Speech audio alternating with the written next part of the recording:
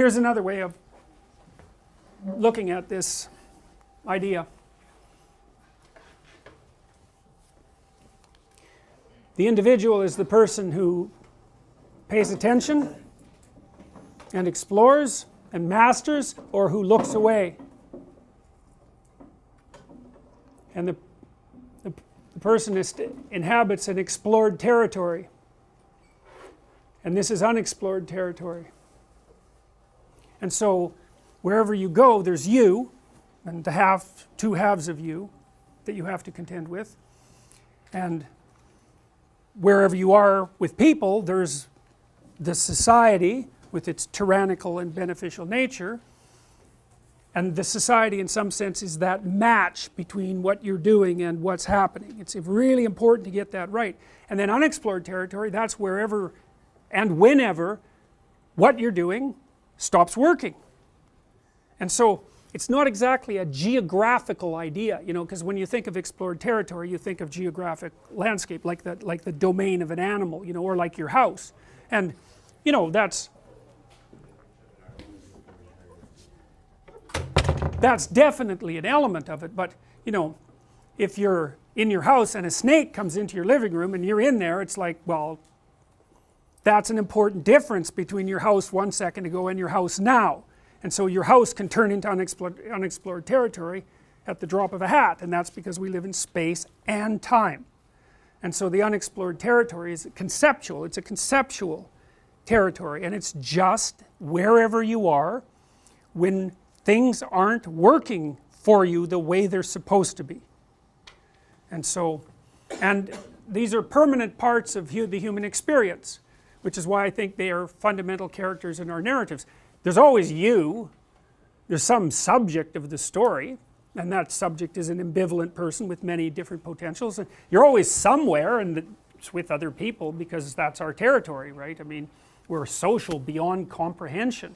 And you know, even our primate ancestors, most of their territory was other primates, and their brains and our brains are specialized to view the world as an aggregation of personalities. It's really important to us, and so we tend to view the whole world that way. And then unexplored territory, well, that's where you don't know what to do. But you know, you do know what to do when you don't know what to do. Peculiarly enough, it's rather non-specific. It's this generalized stress response, and so what happens is you freeze, roughly speaking, if the threat is enough. Then you produce a lot of cortisol and a lot of adrenaline so that you're bloody well ready to move quick in whatever direction you have to, and then maybe you pay more attention, and that's what you do when you don't know what to do. And the problem with that is you can stay in that state forever, man. That's kind of what post-traumatic stress disorder is. It's like you're just like that all the time, and the problem with that is it's very uncomfortable. I mean, you stay like that for any length of time, you're going to get depressed, you're going to develop an anxiety disorder, you're going to get old, because you're burning up resources like mad. You know, your system is shunting everything to maintain that state of emergency preparation, and it's exhausting. It's not where you want to be. So that's partly why people are so prone to defend their territories, their familiar territory, because if their familiar territory is invaded or disrupted, then they default back to this state of emergency preparation, and that's like, that can unglue you if it's profound enough. You know, and you guys know this already. I mean, I think people experience this most particularly when they're betrayed by someone they have an intimate relationship with, you know, when they're lied to. There's other ways, the collapse of a dream or a vision that you've been pursuing, or an illness, or the death in a family. There's lots of other ways, but betrayal is a really good one, because if you're with someone for a long time, you trust them, you have a representation of your past, you have a representation of you in the relationship, you have a representation of them, you have a representation of relationships, you have a representation of the future. You get betrayed, it's like poof, even the past isn't what you thought it was, you know. And what about you? You know, how clueless are you?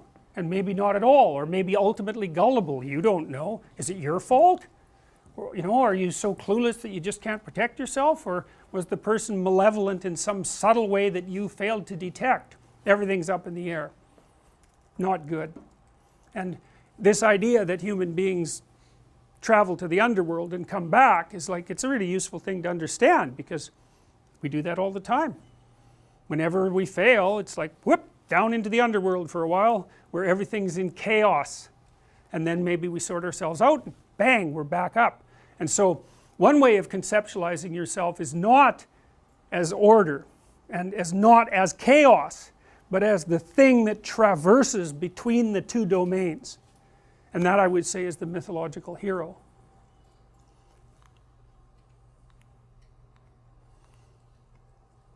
So I'm going to start talking to you about Pinocchio a little bit, weirdly enough. I hope you enjoy this. And the reason I want to do it is because I want to put some, I want to bring what I told you abstractly down to earth. And then you can start thinking, well, do the conceptions that I've introduced to you, are they good for anything? Do they help? That's the order, descent into chaos, re-establishment of order. That's Paradise Lost, Profane History, Paradise Regained. It's the classic comedy, and that's the story of life. And so the question is, how do you manage it? And so that's a question you really want to know the answer to. So you'll pay money, weirdly. You'll line up and pay money to see a story about that, even if you don't even know that that's what the story is about. And the reason for that is that actually part of you does know what the story is about. You know, you have your cognition has multiple layers. You understand things that you don't know you understand in ways that you don't understand. And you can tell that because, you know, we talked about Pinocchio a little bit, how absurd it is, and that it doesn't matter.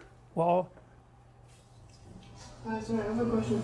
So we've been talking, chaos is when people don't do what they expect to do in a negative sense. So something bad happens to you. What if the reaction is extremely positive, like something that you don't expect, like winning a lottery? Do you also go into the stress response, or? So it would be the same thing? No, it's not quite the same thing. It's a good question, and we will address that. We will address that.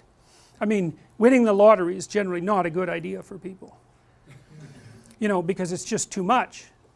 It's too much for them. It flips their lives upside down. So, and they tend at best to return to their original baseline level of emotion. But yes, something remarkably good, I mean, it's a lot better than something remarkably bad, obviously, but it still can have that destabilizing effect. So it depends on what elements of your life it disrupts.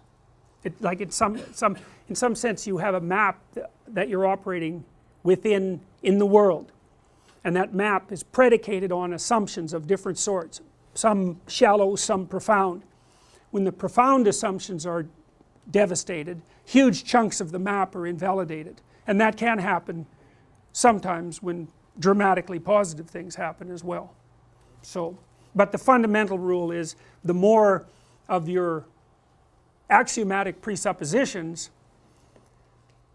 are disrupted, the harder it is on you. You know, like maybe you quit your job because you won the lottery. It's like, hey, I'm off to the beach, I'm going to drink margaritas. It's like, that'll work for about 4 days. You know, you do that for 3 months, you're a beach alcoholic. It's like, that's a real improvement. You know, so it's not that easy.